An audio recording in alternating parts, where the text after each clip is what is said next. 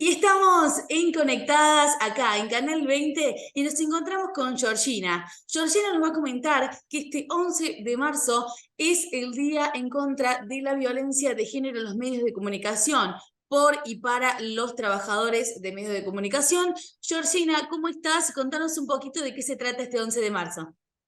Dale, muchísimas gracias. Bueno, como bien vos decías, tiene que ver con reconocer la violencia simbólica, ¿no? La violencia que se recibe en los medios de comunicación. Y esto es súper interesante porque tiene como muchos niveles de conversación, muchos niveles de análisis. Por un lado, tiene que ver justamente con qué les pasa a los y las trabajadoras dentro del medio.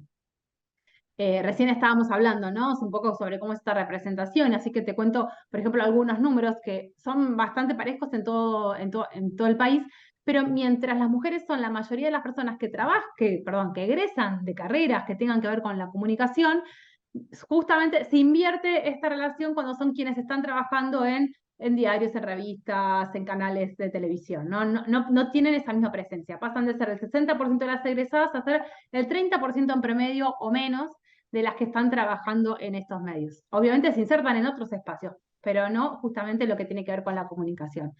Esto ya nos trae algunas preguntas, ¿no? Sí. Clave sobre relación a por qué se da esta distinción y qué significa y cómo podemos abordarla. También nos trae otra alarma, que significa los mensajes que estamos comunicando de los medios masivos, ¿son mensajes que tienen una mirada diversa digamos, sobre lo que nos pasa en la sociedad o tiene una mirada parcial, ¿no? Eh, ya de movida con el hecho de que las personas no estemos tan representadas, es decir, toda la diversidad de las personas no estemos representadas en los medios, nos marca justamente esta gran falta que tenemos de representación. Entonces, trabajar es tanto un derecho de quienes están estudiando estas carreras, pero también es como un derecho que el público tiene, ¿no? De verse representado en estos medios de comunicación. Ujú. Y esto, ¿Y qué, dale, perdón. claro, no, no, ¿y qué se plantea específicamente en los medios de comunicación? Vos decís, hay un 70% de egresadas mujeres específicamente, y son el 30% de esas egresadas que se ven en los canales, en las revistas o en los medios masivos de comunicación. Las demás, el 40% que resta, tiene que buscar otro trabajo porque se prefiere hombres en los medios de comunicación. Exactamente, porque se prefieren, porque hay, y acá también hay que entender que hay muchas cosas sutiles, ¿no? Todavía hay un montón de sesgos inconscientes, que a la hora de la selección, ¿no? Todavía se piensan que en determinados trabajos no los puede hacer otra persona que no sea un varón. Y llama la atención cómo, digamos, esto pasa también en los medios de comunicación, digo, ¿no? Porque ahí vemos como un cruce donde siempre, cuando estamos hablando de la inclusión laboral de las mujeres, la primera queja que se recibe es, bueno, es que las mujeres no están en estas industrias, y esta es una de justamente las industrias donde sí están, ¿no? Donde sí Claro. las estudian, donde sí hay profesionales. Entonces, lo que pasa es otra cosa. Vos me preguntabas qué se hace en relación a esto. Viste que tenemos una ley de equidad en los medios, Sí. que es una ley que lo que le falta es como, bueno, el último pasito para ser reglamentada. Es una ley que tiene vigencia, pero no está reglamentada, y donde venimos con otros, desde un colectivo, justamente pidiendo esa reglamentación. ¿Por qué es tan importante esta reglamentación? Porque lo que busca esta ley de equidad en los medios justamente es, de una manera progresiva, a medida que se vayan dando las oportunidades, generar más espacio de trabajo para las mujeres y las personas de otras identidades, ¿no? Claro. Pero bueno, y ahí da un montón de herramientas de cómo hacerlo, de qué perspectiva, cómo es algo que es obligatorio, debería ser obligatorio para el sector público, pero va a ser como, no se le obliga al sector privado, pero sí se le sugiere, se le recomienda que también tome estas medidas para cambiar un poco el mapa de esta distribución que vemos hoy. Ujú. ¿Qué nos hace falta a los trabajadores de medios de comunicación para involucrarnos un poco más en una situación que vemos que no está bien? Por ejemplo, hace un tiempo en un medio de comunicación de Córdoba sucedía un hecho de violencia de parte de uno de los jefes de redacción hacia algunas personas, mujeres, la mayoría, que trabajaban en la redacción de un medio grande de comunicación. Se le criticaba a una de las compañeras por no involucrarse y por no dar a conocer este tema, por ser la cara visible de este medio de comunicación. Este ejemplo te lo doy para que nosotros dialoguemos sobre qué tenemos que hacer todos los que estamos en el medio de comunicación cuando vemos que algo no está funcionando bien. Mira, me parece súper interesante el ejemplo que me traes, porque Acá tenemos un súper desafío, ¿no? Hay un compromiso que es un compromiso social, no es un compromiso de las mujeres. Y me parece también sensible para nosotras, como empezar a, digo, nosotras como mujeres, ¿no? Empezar a reflexionar qué pasa con los espacios que ocupamos. Sí. Y a veces no le podemos exigir a todas las mujeres que tomen el mismo tipo de compromiso, porque Ujú. no lo tienen, ¿no? Digo, no lo tienen, no lo asumen, no lo ven, no lo sienten. No todas por ser mujeres estamos sensibilizadas con estas temáticas de la misma manera, lo mismo que le pasa a los varones. Entonces, exigirle a una compañera que tome una postura cuando ella no la está tomando y cuando su mismo puesto de trabajo también se pone en juego en relación a esto, a mí me resulta un poco sensible. Es decir, yo no iría por esa exigencia a quienes están en esos lugares. Ahí Sí. tenemos que ver quiénes son los que están en una posición de mayor poder, quiénes son los que tienen menos posibilidades de perder, ¿no? Si esto se habla. Porque en definitiva, si no, somos siempre nosotras, ¿no? Y esto es un problema social. Obviamente que como mujeres nos toca más, porque nosotros vemos que la desigualdad pasa a nuestro colectivo, que los varones, que esta desigualdad les pasa a otro colectivo que no son ellos, hoy no se sienten representados.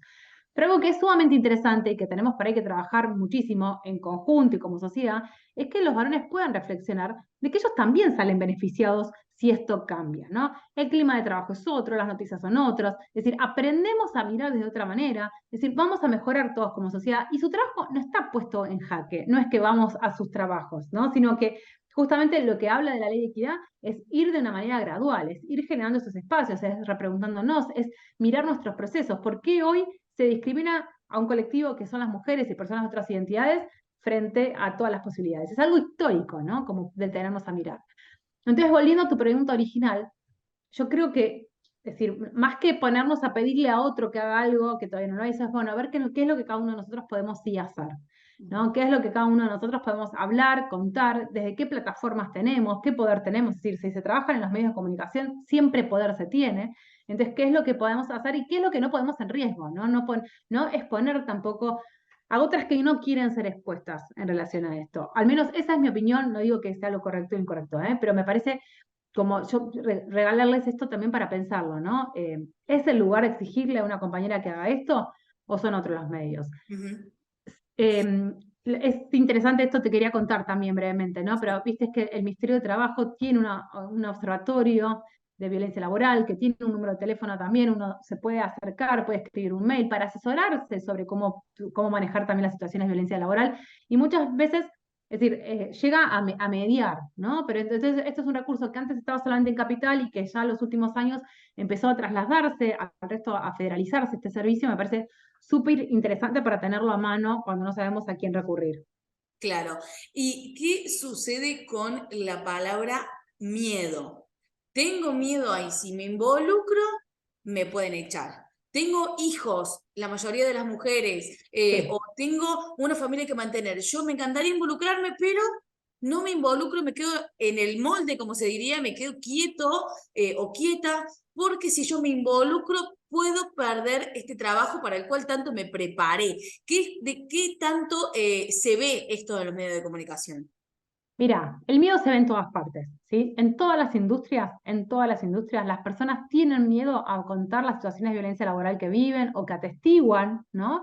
Sí, Justamente por el temor a la represalia. ¿Qué va a pasar con mi trabajo? Y eso es un temor genuino, digo. sí, Digo un temor genuino porque en instituciones donde las situaciones de violencia laboral no se abordan de una manera acorde en base al nuevo paradigma en relación al convenio 190 de la Organización Internacional del Trabajo, eh, justamente las represalias suceden. Es decir, no podemos decir que no sea un miedo fundado. Entonces, por eso vuelvo al punto, ¿no? Acá es ver también quiénes son, quienes menos miedo tienen, quiénes son, quienes tienen menos que perder para poder alzar esa voz. Ojalá todos podamos alzar esa voz. Lo que creo que tenemos que ser responsables es a quién le pedimos que la alce, claro. ¿no? Si nosotros somos las afectadas, también vamos a tener que ser las que salimos a la calle a contarlo, y si nuestro puesto de trabajo está en peligro, es decir, alguien lo puede hacer y está perfecto, pero no exijamos, no le pidamos a otro que lo haga, porque el miedo existe. Acá creo que tiene que ver con una llamada de atención a las instituciones como instituciones, ¿no? A los que dirigen las instituciones, a que sean responsables. Hoy hay una obligatoriedad de cualquier institución, sea pública o sea privada, de generar espacios de trabajo que sean libres de violencia. Eso es una obligación, hay que hacerlo. Todavía quizás hoy no tenemos los recursos para que nos vengan a medir y nos vengan a ver qué es lo que estamos haciendo, no, pero de acá a un año, a dos, por suerte, eso va a existir. Entonces, Claro. les conviene a las instituciones empezar a prevenir estas cuestiones de violencia laboral, ¿no? Les conviene empezar a formarse, les conviene empezar a tener protocolos que funcionen para que cuando exista digamos, todo el sistema por el cual se le va a pedir un monitoreo a las organizaciones para saber qué es lo que están haciendo, una auditoría sobre lo que es lo que están haciendo, tengan que decir, ¿no? Y no tengan que sufrir el día de mañana alguna multa o algo por el estilo. Es decir, esto estamos obligados hoy. Claro. Y Pero el el día de pedido es hoy, a las instituciones, es a las autoridades, ¿no? sí, y el día de hoy están ingresando nuevos profesionales recién graduados que trabajan a la par con una persona adulta de género masculino que hace 40 años que trabaja en el mismo medio. El trato hacia la persona que recién entra es la mayoría de las veces negativa, y más si es una mujer, si es una chica joven que recién se recibe y que se acerca a trabajar en un medio de comunicación. ¿Cuánto vemos de esta situación?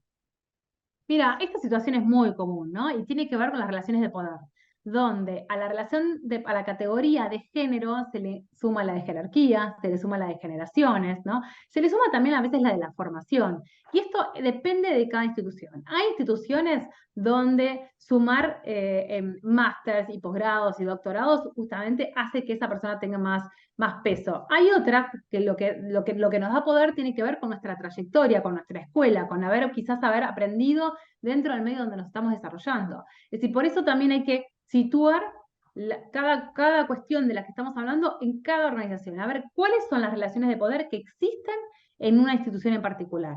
Y a partir de ahí trabajar para que no haya un abuso de estas relaciones de poder. Si una persona sale recién de la universidad o sale de un estudio, un terciario, no importa, y ingresa, es probable que algunas cosas sepa un poco menos que los que ya están trabajando en ese lugar. Pero es probable que sepa otras más. Eso no significa que no se tengan que tratar con respeto, que no tiene que existir una escucha.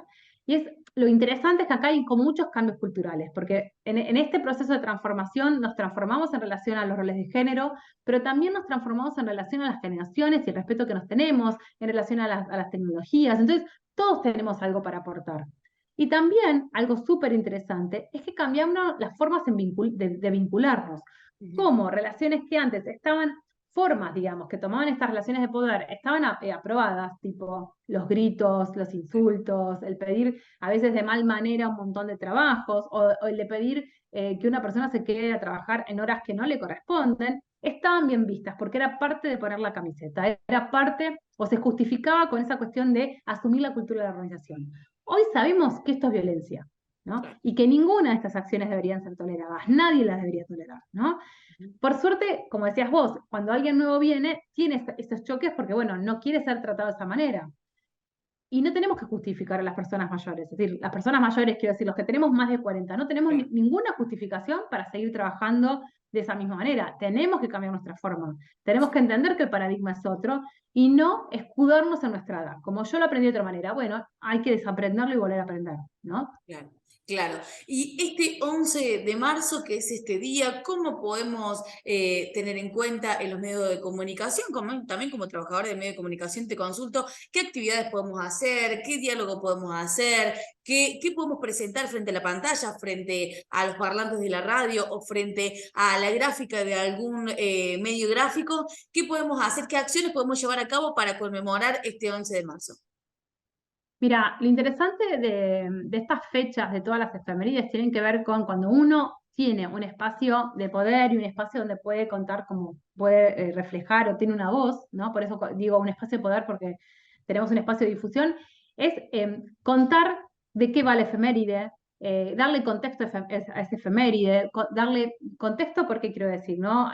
Brevemente, ahora muy cerquita tenemos el 8 de marzo también, ¿no? ¿Cuántas veces se ha banalizado esa fecha y todavía hoy hay muchas mujeres dicen, bueno, pero a mí me gusta que me regalen flores, pero eso no es que esté mal, pero no se entiende el porqué de la fecha, ¿no? Hay una banalización de la fecha. Tenemos que, desde los lugares que ocupamos, evitar que eso suceda, ¿no? Dejar de romantizar los espacios, dejar de romantizar, sino de reflexionar. de que sea como un puntapié para que después a lo largo del año podamos seguir trabajando sobre estas cuestiones.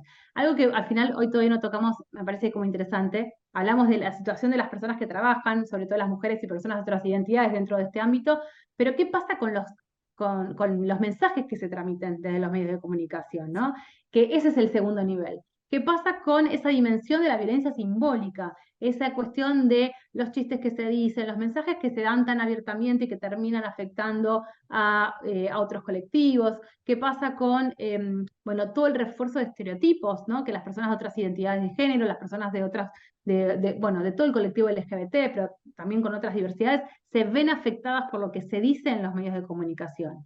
Entonces, son fechas donde no es que solamente ahí tenemos que reflexionar, sino tenemos que estar como el puntapié para que a lo largo de todo el año estemos reflexionando qué decimos y cómo lo decimos. De otra manera no vamos a cambiar más, ¿no? Digo, estamos hablando de estos temas, nos parece súper superados, pero si de repente vamos a un canal infantil de televisión y vamos a ver las publicidades que se transmiten en esos canales infantiles, están llenas de estereotipos, ¿no? Como que no lo vemos por ahí en otros canales para adultos, pero todavía en el mundo infantil les parece que está permitido, ¿no? Seguir reforzando el cuidado, la belleza para las niñas y la aventura y la acción para los varones. Suena burdo, pero es así. Sí. Entonces, la reflexión tiene que ser 360. Te comparto un dato de una encuesta que hicimos el año pasado, ¿no? Sobre la violencia simbólica en los ámbitos laborales. Y una de las cosas que más nos llamó la atención, respondieron alrededor de unas 2.000 personas en total, fue como el 94% había sufrido alguna situación de violencia simbólica en el espacio de trabajo, ¿no?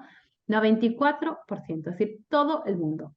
Claro. Por el cuerpo, por la orientación sexoafectiva, por la identidad de género, por las ideas políticas o religiosas, es decir, siempre hay una razón por la cual a una persona se la ataca, aunque no haya una intención. Y los medios de comunicación tienen un rol importantísimo en este sostenimiento de estas violencias. ¿Por qué? Porque las legitiman, porque les dan cabida, porque cuando, bueno, esto que vos contabas, si al aire sucede una situación de violencia y nadie dice nada, bueno, ahí sí es clave que los comunicadores puedan reforzarse ante algo que sucede en el medio cuando todo el mundo está mirando, ¿no? Tenemos como una súper responsabilidad en dejar de naturalizar estos comportamientos. Bueno, estas son parte de las conversaciones que hay que tener días como estos, ¿no? Y encontrar la forma de que se extiendan a lo largo de todo el año y no se queden simplemente en un 11 de marzo, por ejemplo. Seguramente que sí, vamos a tratar de difundir este 11 de marzo y tener en cuenta de que, como vos decís, no solamente hay que visibilizarlo el 11 de marzo, sino visibilizarlo a lo largo de todo el año en todos los medios de comunicación. Gracias, Georgina, te mando un beso gigante y gracias por sumarte a Conectadas. Un placer y espero que nos veamos pronto. Muchísimas gracias, chau, chau.